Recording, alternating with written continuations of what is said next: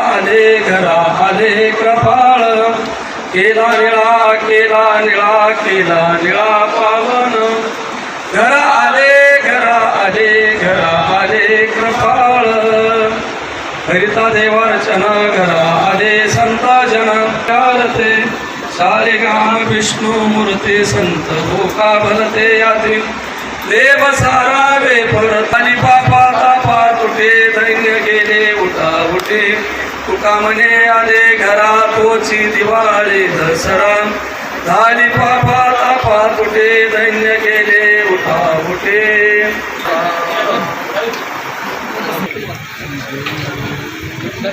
संत पूजा ज्याचे घरी तेथे विठ्ठलाची फेरी संत पूजा ज्याने केली ठाणे काळाची उठविली संत पूजेचे महिमान ब्रह्मादिका येतील मन संत पूजा ज्याने केली ठाणे काळाची उठविली तुका म्हणे संत पूजा तेची आवडे गरुड तुझा संत पूजा ज्याने केली ठाणे काळाचे उठविली पुंडलिक अवतार विठ्ठल श्री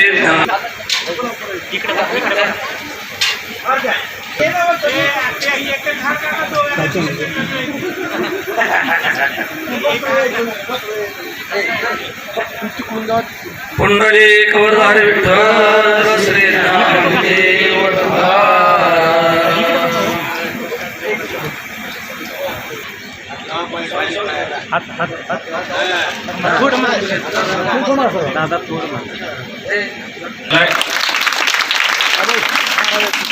आणि हा जो योग आहे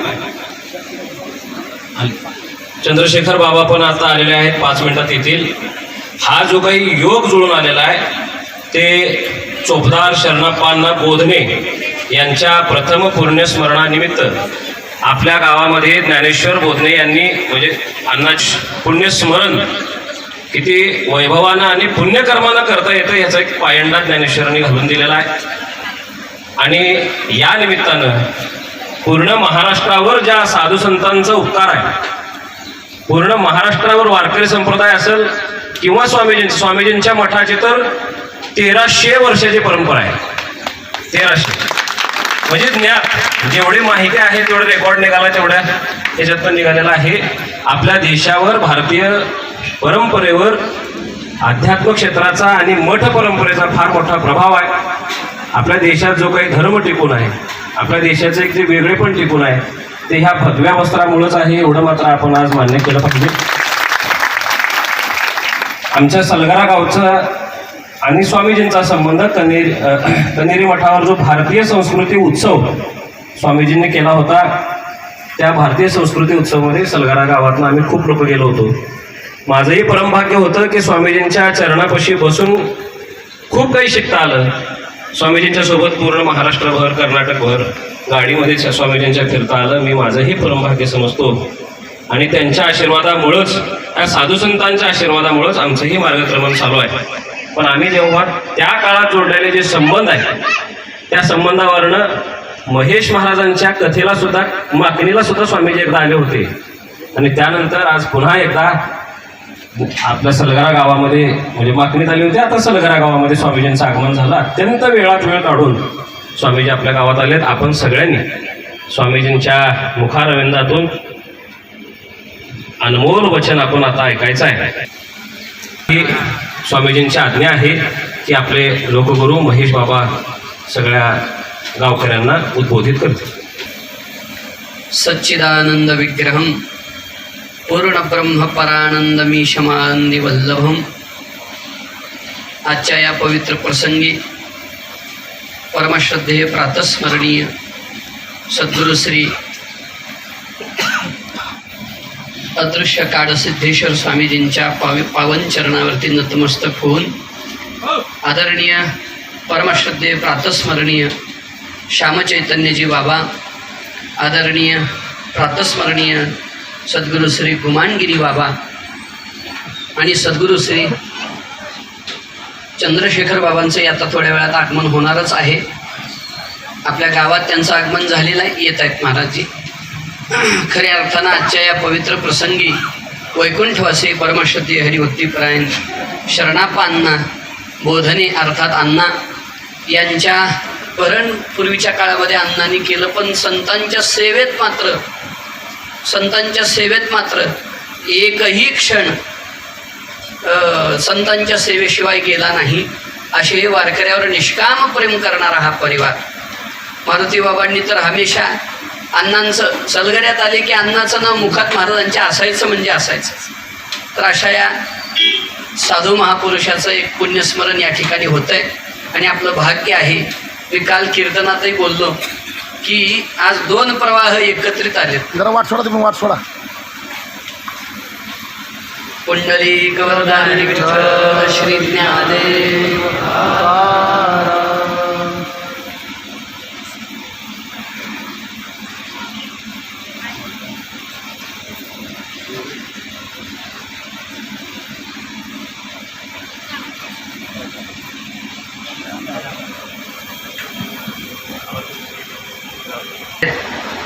ते म्हणजे एक ज्ञानगंगा आणि दुसरी कर्मगंगा. मी कालही आपल्याशी बोलत होतो. प्रवाह या ठिकाणी उपस्थित आहेत आणि स्वामीजींच्या रूपानं खऱ्या अर्थानं एखाद्या साधूचं कसं तुका म्हणे आता उरलो उपकारा पुरता, हे जसं जीवन आहे तसंच अगदी खरं बघायला गेलं तर भिक्षुको वित्तवान लोके, हे जसं वर्णन आहे भागवत महात्म्यामध्ये, तसं स्वामीजींचं जीवन आहे. ऐश्वर्याला कमी नाही मठाच्या, पण राहणीमानात जर आपण पाहायला लागलो तर खरंच साधूनी कसं असावं. खरं तर पाणीद्वये भोगतो ममत, अंतरंग वृत्ती त्यांची तशीच आहे. शंकराचार्य जसं म्हणतात, मूलंतरो केवलमाश्रयंत पाणीद्वये भोगतो ममत्रयंत गंथामपि स्त्रीमिव कुत्सयंत तोपी नवंत खलु भाग्यवंत. असंच स्वामीजींचं एक प्रकारचं जीवन आहे. आपल्या आळंदीच्या उत्सवातही त्यांचे चरण लागावे असा आपल्या सगळ्यांचा आग्रह होता, परंतु चातुर्मास असल्यामुळं श्रीगुरूंना येता आलं नाही आणि स्वामीजींच्या मागं खूप व्यस्तता. हे खरं तर अण्णाचं पुण्य उभं राहिलं आहे की दोनही महापुरुष आज या उत्सवामध्ये उपस्थित आहेत आणि हे आपलं खूप मोठं भाग्य आहे. पुण्य फळले बहुता दिवस, हा जो क्षण आज आपण अनुभवत आहोत म्हणजे नक्की अनुभवत आहोत.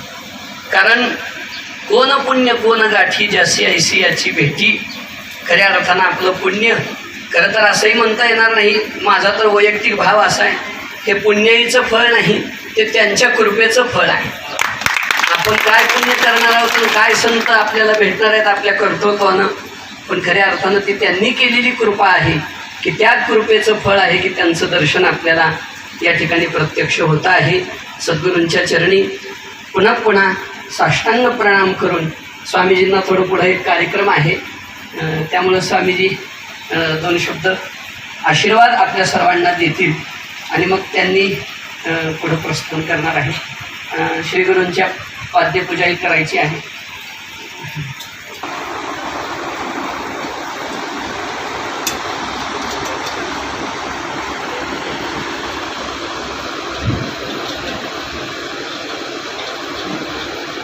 नमो तनंदाय सहस्रबोधे सहस्रपादाक्षिशिरोर्वहावे सहस्रनामे पुरुषाय शाश्वते सहस्रकोटे विबुधारुणे नमः. नमः कमलनाभाय नमस्ते जनैसैने नमस्ते केशवानंद वासुदेव नमस्तुते वासनाथ वासुदेव शिव वासितां भुवनत्रयं सर्वभूतनिवासोऽसि वासुदेवो नमस्तुते.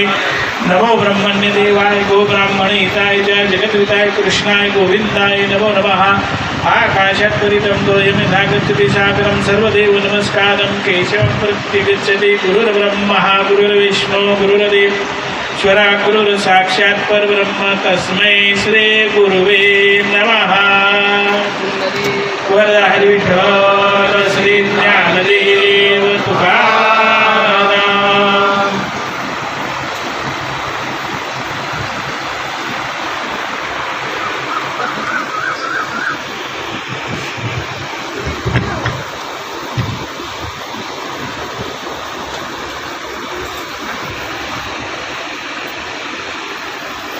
असितगिरी समंशात. ओम शांती शांती शांती.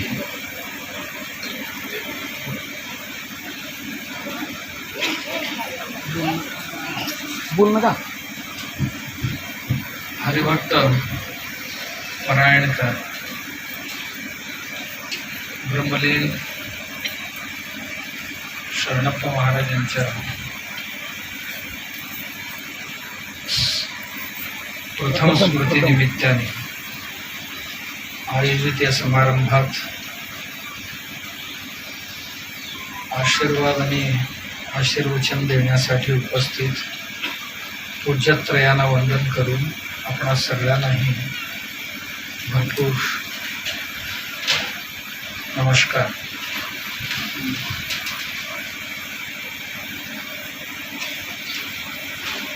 माणूस जीवनात कळत न कळत खूप काही करत असतो, भरपूर काही करत असतो. काही गोष्टी समजून उमजून करतो, काही गोष्टी न कळतच न जाणताच करत असतो आणि काही गोष्टी दुसरे कोणतरी करत आलेले म्हणून ते विधी पार पाडण्यासाठी करत असतो. पण काहीही करायचं झालं तर काही लोक आपलं ध्येय साध्य करण्याकरता काही तयारी करून मग त्या कार्याला लागतात आणि काही लोक काहीही तयारी न करता सुरुवात करतात. हाताला येईल तेवढा, जे हाताला लागेल ते घेऊन जेवढं होईल तेवढं करतात आणि कधी पूर्ण करतात, कधी अपूर्ण राहतं, होऊन जातं. तद्वतच आम्ही सर्व मंडळी इथे आलोय या अवनी तलावर साध्य करण्यासाठी आलो. काय साध्य करायचं काही लोकांना कळलं, काही लोकांना कळलं नाही. ते सुद्धा जसा हवेत तलवार फिरवावं तसं फिरवतच निघालेले आहे. ज्यांना कळलं, काही लोकांनी योग्य तयारी करून त्या कार्याला लागतात आणि काही लोक जी जेवढं प्राप्त परिस्थिती देश काल परिस्थिती अनुसार जी जेवढं जमते तेवढं करत असतात. जसं की विद्यार्थी परीक्षा द्यायचा असेल तर त्याला तयारी करावं लागतं. एक व्यक्ती उद्योग कुठला तरी करायचं म्हटलं तर त्याच्याकरता पूर्व तयारी त्याला करावं लागतं. एक नोकरदार नोकरी करायचं असेल तर त्या नोकरीसाठी लागणारी पूर्व तयारी त्याला करावं लागतं. तद्वतच शेतकरी होण्यासाठी किंवा शेतात माल पिकवण्यासाठी पूर्व तयारी म्हणून करावं लागते. जसं मशागती करण्याचं काम असेल, बी बियाण्यांची तयारी करायची असेल, अवजारांची तयारी करून घेणं आणि योग्य वेळी वेळ साधून बीज जमिनीत टाकणं, ही सर्व ही तयारीचेच भाग आहे. जसं या तयारीलाच आध्यात्मिक परिभाषेत तपश्चर्या असं म्हणतात. पाऊस पडण्यापूर्वी समुद्र तापणं, वाफ तयार होणं, वरती जाणं, ढग जमणं, थंड होणं आणि वाऱ्याच्या सहाय्याने देशभर इकडे तिकडे संचार करणं आणि ज्या त्या ठिकाणी पाऊस पडण्यापूर्वी जेवढी तयारी झालेली आहे त्या तयारीला तपश्चर्या असं म्हणतात. आपणही आपल्या जीवनात जे साध्य करायचं म्हणतो त्याच्याकरता आम्ही काय तयारी केली आहे का? निघालोय सगळे त्या रस्त्याने, फारच कमी लोक पोचतात. त्याचं कारण त्यांची तयारी नाही. मनुष्याणाम सहस्रेषु कश्चिद् यतति सिद्धये यततामपि सिद्धानाम कश्चिन्माम वेत्ति तत्वतः. हजारो लोक निघाले, त्यातली फारच कमी माणसं जाऊन ध्येयापर्यंत पोचतात. का? तर आता आपण पाहिलं याच कारणास्तव आम्ही जी मंडळी या ज्या प्रपंचात आलोय, प्रपंच साध्य करण्याकरता हो किंवा परमार्थ साध्य करण्याकरता हो, आमची तयारी काय आहे? आमची तयारी पहिली आपलं शरीर चांगलं ठेवणं, आपलं मन चांगलं ठेवणं आणि आपली बुद्धी शुद्ध करून घेणं, प्रबुद्ध करून घेणं, ही आमची तयारी लागतात. शरीरमाद्यम खलु धर्म साधनम. आमचं शरीर, मन आणि बुद्धी यांची तयारी करून घेणं प्रपंचासाठी हीच लागते साधना आणि परमार्थासाठी तीच लागते. जर या शरीराची मी तयारी नाही करून घेतली, शरीराला मी सदृढ ठेवण्यात अयशस्वी झालो, तर माझं कुठलंही ध्येय साध्य होणं कठीण आहे. त्याचप्रमाणे अध्यात्मासाठी मग त्यानंतर एकदा शरीर, मन, बुद्धी ही भगवंतानी दिलेली, काहीही न मागता भगवंतानी दिलेली ही कृपा प्रसाद आहे आणि प्रसाद कधीही खराब होऊ द्यायचा नाही. कृपा करून दिलेले प्रसाद आहे शरीर. कर्नाटकात एक महात्मा होऊन गेले बसवेश्वर म्हणून. भगवंताला प्रसन्न करण्याकरता भगवंतानीच दिलेले कृपा प्रसाद म्हणजे ही काया. त्यालाच प्रसन्न करण्याकरता, त्याच्या साक्षात्काराकरता एक साधन म्हणून कृपा करून दिलेली ही एक शरीर, ही एक उत्तम साधन म्हणून दिली आणि याचा वापर प्रसाद म्हणून दिलाय, तर प्रसादासारखाच याचा वापर करायचा. प्रसाद आपण एवढी सुद्धा वाया जाणार नाही आणि ते स्वीकारताना त्याच्याबद्दल पवित्र भावना, प्रसाद स्वीकारताना की ही प्रसाद माझं कल्याण करणार, उद्धार करणार, ही भावना आणि तितकंच पवित्र ठिकाणी त्याला ठेवणं आणि त्याचा वापर करणं, या सगळ्या गोष्टी आले प्रसाद म्हटल्यानंतर. प्रसाद म्हणजे तृप्ती. प्रसाद शब्दाचा अर्थ तृप्ती. शरीर, मन, बुद्धी असं ठेवायचं की आम्ही जे कार्य करू ना त्या कार्यात तृप्ती मिळवून देता येईल एवढी ती समर्थ राहतील, एवढी समर्थ राहतील. आणि ह्यांचा ही तयारी करून घेऊ. यात काहीतरी अडथळा निर्माण झाल्यास कर्मजन्य आजार जे आहेत ते 1%, 1% आहे. 99% या शरीराची जबाबदारी आमचीच आहे, ज्याला पथ्यजन्य आजार म्हणतात.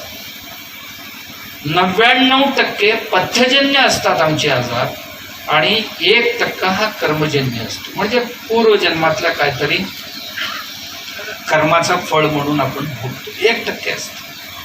म्हणजे आम्ही ज्या पथ्या पाळायला पाहिजे ते पाळून ह्याला चांगलं ठेवणं आणि मग या शरीराने लौकिक आणि पारलौकिक ध्येय साध्य करणं. करण्याकरता प्रपंचाकरताही साधना पाहिजे, परमार्थाकरताही साधना पाहिजे. जेव्हा साधना करतो तेव्हा इथून मला वारीला जायचं आहे पंढरपूरला, तर किती 8-15 दिवस महिनाभरापासून आम्ही आधी तयारी करतो की परत येईपर्यंत घर पण चालले पाहिजे आणि मला तिथपर्यंत चालत जाणं आणि येणं, आणि तेही नुसतं जाणं येणं नाही, त्याच्याबरोबर आमची भजन भक्ती ध्यान धारणा हे सर्वही करत करत जाणं आणि येणं, ह्याच्याकरता जेवढी लागते शरीराची मनाची बुद्धीची आणि त्याबरोबरच ज्या आर्थिकतेची ज्या लोकांची, ह्या सगळ्या गोष्टी आपण तयार करतो, करून मग निघतो. तद्वतच माझ्या जीवनात खूप मोठी यात्रेसाठी, जसं वारीला मला जाऊन यायचं आहे निघालो, तसं आम्हालाही खूप मोठी जीवन यात्रा करायचं आहे. यात्रेची तयारी तो इथेही मला समाधान द्यायला पाहिजे आणि जी यात्रेला जिथे जाणार आहे तिथेही मला समाधान दिली पाहिजे, एवढी माझी तयारी ते चांगले असायला पाहिजे. अन्यथा ध्येय साध्य होणार नाही. मी वाचत होतो अशीच एक महाराजा होता, त्यांच्याकडे एक विदेशी प्रवासी आला. या विदेशी प्रवासी आला, या विदेशी प्रवासी आला, म्हणाला राजांच्या दर्शनासाठी खाली हाताने काय जायचं.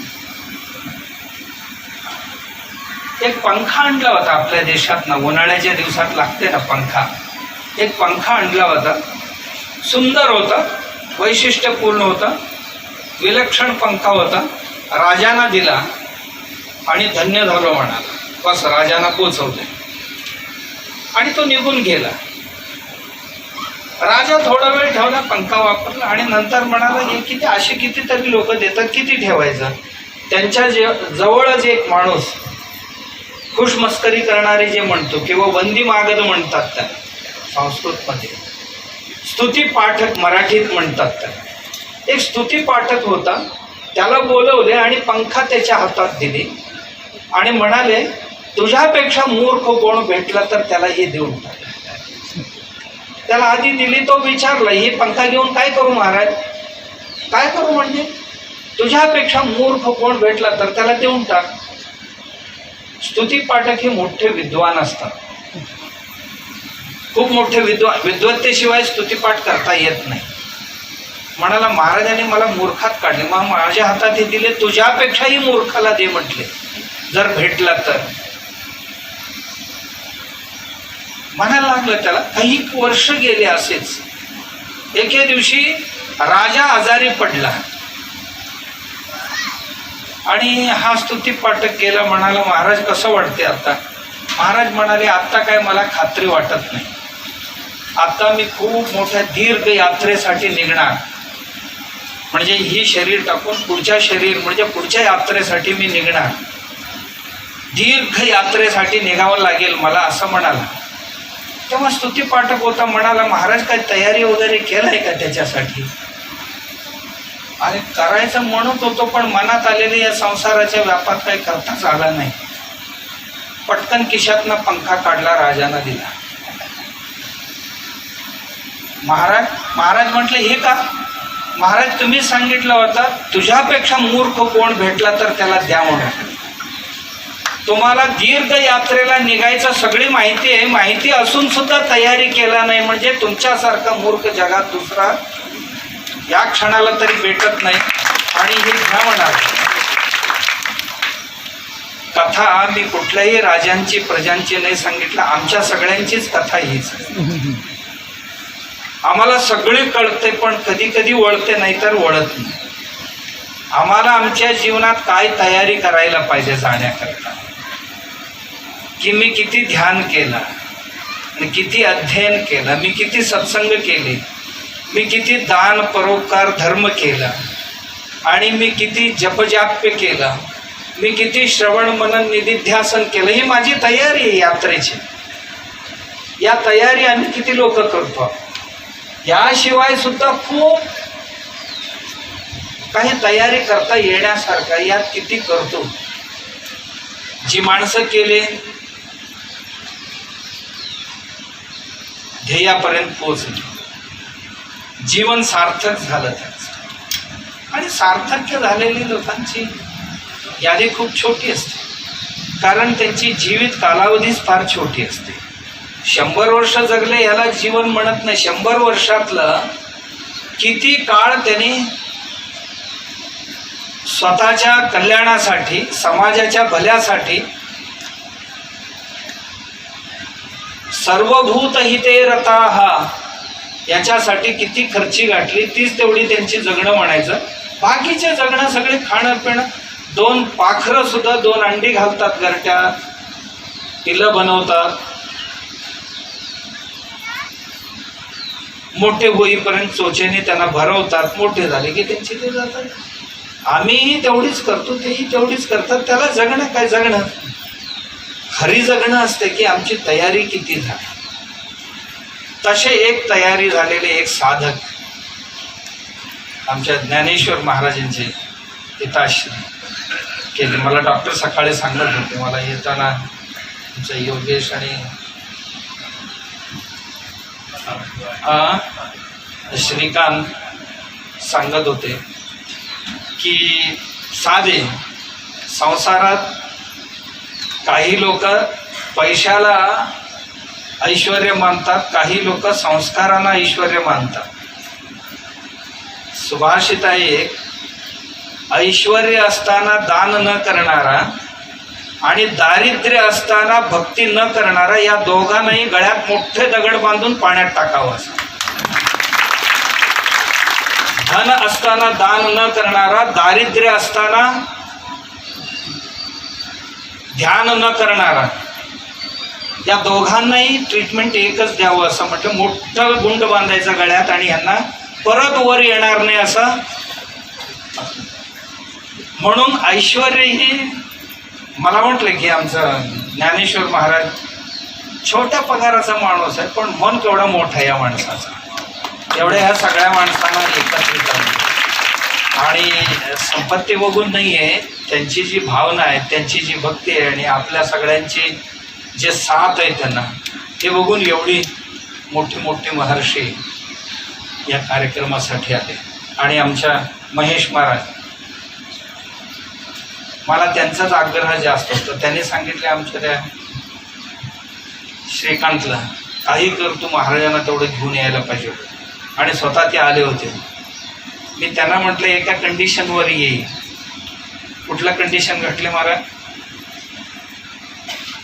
तुमची तब्येत चांगलं ठेवायचं, मग नंतर आम्हाला बोलवायचं. आणि अन्यथा जीवन प्रवाह निघून जाते, जाणारे सगळे निघून जाते, ऐकणारेही निघून जाऊ, आम्ही निघून जाऊ, तुम्ही तेवढेच राहाल.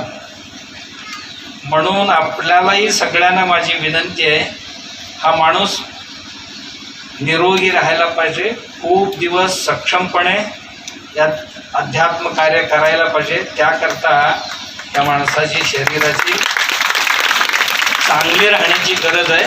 तर इथून पुढे 2-4 महिने कोणीच बोलवू नका त्यांना, कशा नाही, बहिष्कार टाका त्यांच्यावर, बहिष्कार टाका, यांना कोणी बोलवू नका. आणि जेव्हा तब्येत चांगलं होईल, क्रिएटिन आहे ते 8 आहे, ते जेव्हा 1.5च्या आत येईल तेव्हा महाराज चला आता जाऊया म्हणा. आणि ते कसं करायचं बघू. तर एवढ्या महात्मा लोकांची कृपा आहे, तर निश्चितच आपण कराल. खूप आग्रह करून आम्हा लोकांना ते सतावतात, मग ह्याला का सतवू नये बाबा. तर मी सगळ्यांनाच धन्यवाद देतो, शुभेच्छा देतो. आणि आपल्या निमित्ताने ह्या सर्व महंतांची दर्शन झालं, सर्व अधिकारी पुरुषांचे दर्शन झालं, त्याकरता मी कृतज्ञ सर्वांना. धन्यवाद, नमस्कार. स्वामीजींनी 1-2-5 मिनिटासाठी अंदूरमध्ये त्यांचं पदस्पर्श झालं, थांबले होते. त्यावेळेस मी स्वामीजींच्या चरणावर माझं एक साकडं घातलं होतं आणि बांधून घेतलं, त्यांना शपथ घातल्यासारखंच प्रार्थना विनंती केलो स्वामीजींना. माझ्या महेश महाराज आणि आमच्या महेश महाराज, आमच्या परिसराला मिळालेला फार मोठा हा प्रेममूर्ती महात्मा आहे स्वामीजी. आणि ऑलरेडी मोठं हॉस्पिटल पण आहे स्वामीजीचं, आणि स्वामीजींना वेळोवेळी कल्पना कुठल्या माध्यमाने येते की महेश महाराजाला मी नेहमी डायरेक्ट फोनवर बोलत असतो, तू थोडं बोलतेच महाराज, प्रेमानं बोलतेत, प्रेम मूर्तीच आहेत सगळे इथं, वैरागी मूर्ती आहेत, ज्ञान मूर्ती आहेत. कालच रात्री सांगितले महेश महाराजांनी काय म्हटले म्हण, बोलू का, थोडा अडकरी भाषेत बोलले म्हण, तुमच्या महेश महाराजांना मी सांगत असतो तू अगोदर तुझी तब्येत सांभाळ, आणि त्याच्या पुढं म्हणत असतो तू कार्यक्रमला सोकलास, नवे लोक तुला कार्यक्रमला सोकवलेत, पण तुका म्हणे लोक त्याजावा जैसा का ओक, लोक काय ऐकतील सोडून देतील, मेल्यासोबत लोक येतील का म्हणतो तुमच्या महेश महाराजाला. जर तब्येत चांगलं ठेवलास तर 100 वर्ष करणार कीर्तन प्रवचन, असं म्हणत असतो तुमच्या महेश महाराजाला. म्हणून तुमच्या महेश महाराजांचं तब्येत सांभाळायची जबाबदारी तुमची आहे डॉक्टर साहेब. मला म्हणले महाराज खरंच तुम्ही ह्या क्षेत्रातले आहात, आमचं ताकद एवढी आहे तर किडनी डोनर देखील, आता किडनीचा विषय, पण आमच्या महेश महाराज दैववादी आहेत, प्रारब्धवादी आहेत, नशीबवादी आहेत, कपाळवादी आहेत. पण तुम्ही थोडं सायन्स बोललात, 1% म्हणलाले, थोडं तब्येतीला जास्त महत्त्व देऊन महाराज श्रीने अंदूरमध्ये बोलले, महेश महाराज तो सांभाळायचं काम तुम्हा सर्व भाविक भक्त मंडळीचं, संत शिरोमणी मारुती महाराज मंडळीच्या सर्व श्रोते सज्जनांचं आहे. तर महेश महाराजांना बांधून घ्या, कार्यक्रम कमी करायला सांगा, रेस्ट जास्त घ्यायला लावा. काय गोष्टी आमच्या शरद पवारासारख्याला मी ट्रीटमेंट द्यायला लावलं असं म्हणले, आणि शरद पवारांचं कॅन्सर नीट करून दिलेत महास्वामीजींनी, काठसिद्धेश्वर महास्वामीजींनी.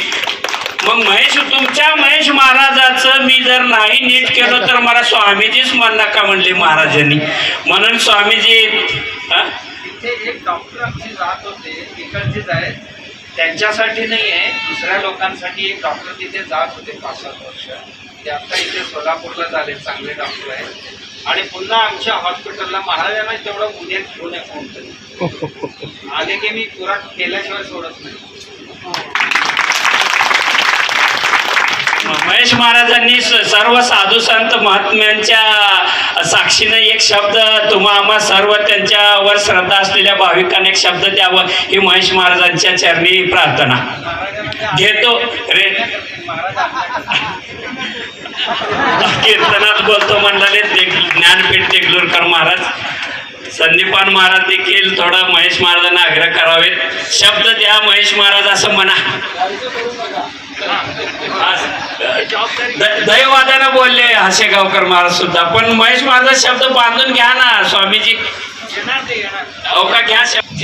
रात्रभर रामायण करू नाही नक्की कनेरी मठावर लवकरात लवकर येत होता. लवकरात लवकर म्हणजे वर्षालाही लवकर म्हणतात.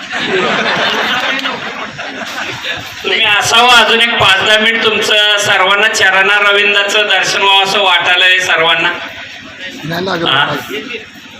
आपल्या सर्वांना घ्यायचं सगळ्यांची आता आस लागलेली आहे कीर्तनाकडं, पण संदीपान बाबांच्या चरणी आपण प्रार्थना करू, त्यांनी थोडा शुभ आशीर्वाद द्यावा. आधी संत बाबांचं पूजन करून घ्यायचं आहे. चोपदार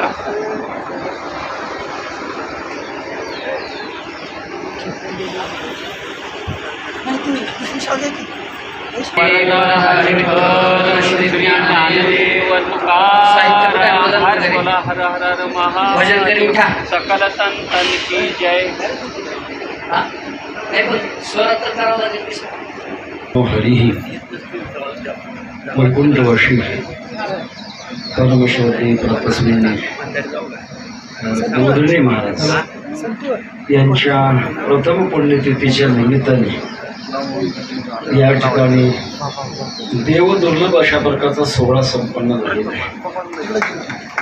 आपल्याकडे कुंभमेळा म्हणतात. अनेक संत जेव्हा एकत्र येतात त्याला कुंभमेळा म्हणतात. मला असं वाटतं आज हा कुंभमेळा असेल. पूज्य महाराज आहेत, महाराजांच्या नावाचा उल्लेख घरी नाही केला, आणि आपणा सर्वांना कोटी कोटी वंदन करून माझ्या अंतःकरणाचा सद्भाव प्रकट करण्याकरता हरिभक्ती बराय बालकीर्तनकार म्हणू काय आता युवा कीर्तनकार, माजी बाल कीर्तनकार आणि विद्यमान काळात युवा कीर्तनकार. एक माझ्या वडिलाची मिरासी गा देवा, तुझी चरण सेवा पांडुरंगा. जगद्गुरु तुकोबारांच्या उक्तीप्रमाणे महाराजांच्या जीवनाचा परिचय त्या पद्धतीचा आहे. एक विशेष काही गोष्टी मी नेहमी एक उदाहरण सांगत असतो. व्यापाऱ्यात दोन प्रकार असतात. काही व्यापाऱ्यांना बाजारपेठेमध्ये जाऊन माल खरीद करावा लागतो आणि काही व्यापारी असे भाग्यवान असतात, घरी त्यांच्या माल येतो. आता तुम्ही कोणते आहेत ते तुम्ही तुमचं ओळखा. आम्हाला 4-4 वर्ष तपश्चर्या करावी लागली, पण यांना घरच्या घरीच अशा प्रकारचं ती अवस्था. बाळपणीच सर्वज्ञता वरी तयाचे असं म्हणण्याप्रमाणे कीर्तनाच्या माध्यमातून आपल्या आजोबाची खूप अशा प्रकारची शुद्ध परंपरा ज्यांनी सांभाळत आहेत आणि ज्यांच्या फळावर ज्यांचं पुण्यस्मरण, प्रथम पुण्यस्मरण अर्थात त्या निमित्ताने आज साधू संतांना एकत्र त्यांनी करण्याचा हा खूप चांगला अशा प्रकारचा प्रयत्न केला. परमपूज्य परमवंदनीय वेदशास्त्र संपन्न देगलूरकर घराण्यातलं एक महान रत्न शेखर महाराज यांची काल्याची सेवा आजच्या या प्रसंगामध्ये आहे. बाबांचा नामोल्लेख करणं मला पूज्य श्याम चैतन्य महाराज स्वामीजी आणि हनुमानगिरी महाराज बाबाजी या मंडळींना आपण जे बोलता नाही बेडवाड तुका म्हणे सानात हो, असं वक्ता निर्भीड असला पाहिजे. त्या पद्धतीप्रमाणे भीडभाड तशा प्रकारचं यांचं बोलणं आहे. आपणा सर्वांना वंदन करून मी या पद्धतीनं महाराजांच्या या हरिभजन हे धवळीली जग हे करत असताना व्यवस्था म्हणून चौकदाराची गरज पडत असते आणि त्या माध्यमातून ज्यांनी आयुष्यभर महाराजांच्या फळावर ही सेवा चालवली त्यांच्या बाबतीतलं प्रथम पुण्यस्मरण या दृष्टिकोनातून आपण या ठिकाणी उपस्थित आल्यानंतर अचानक मला एक गोष्ट कळाली की महाराजांना काही आजार आहे. काहीच काळजी करू नका महाराज, काहीच काळजी करू नका. भगवंताची कृपा असल्यानंतर वृंदावनला प्रेमानंद स्वामी महाराज आहेत. 20 वर्षापासून त्यांच्या दोन्ही किडण्या फेल आहेत, परंतु काही अशा प्रकारचं 20 वर्षापासून दोन्ही किडण्या फेल आहेत. किती दिवस झाले याला? 1 वर्ष. तेव्हा अजिबात काही काळजी करू नका. महाराजांनी मार्ग शोधला, माझ्याकडे जे एक मार्ग आहे, निश्चित अशा प्रकारच्या तुमच्या बाबतीतला आजार दूर होईल अशा प्रकारचं माझी संभावना या ठिकाणी करतो. आणि ऐन वेळेला मला या बाबतीमध्ये 2 शब्द बोलण्याकरता आपण प्रवृत्त केलं किंवा या बाबतीमध्ये ज्या घराण्याने एवढी मोठ्या अशा प्रकारची सेवा केली, माऊली असतील, त्यांची परंपरा असेल की त्यांच्या सहवासातले आपण आहात, एका सहाय्य करू अवघे धरू सुपंथ या न्यायाने आपण सर्व वारकरी संप्रदायातली मंडळी आहोत आणि या मार्गाने चालणारे आहोत. या दृष्टिकोनातून आपली मार्गक्रमणा उत्तरोत्तर प्रगतीपथावर जात राहो. भगवान पांडुरंग परमात्म्याच्या चरणापर्यंत पोहोचो अशा प्रकारचा सद्भाव अंतःकरणातला प्रगट करून ओम सहनावतु सहनौ भुनक्तु सहवीर्यं करवावहै तेजस्विनावधीतमस्तु मा विद्विषावहै. ओम शांति शांति शांति. जय ज्ञानोबाराय, जय तुकोबाराय.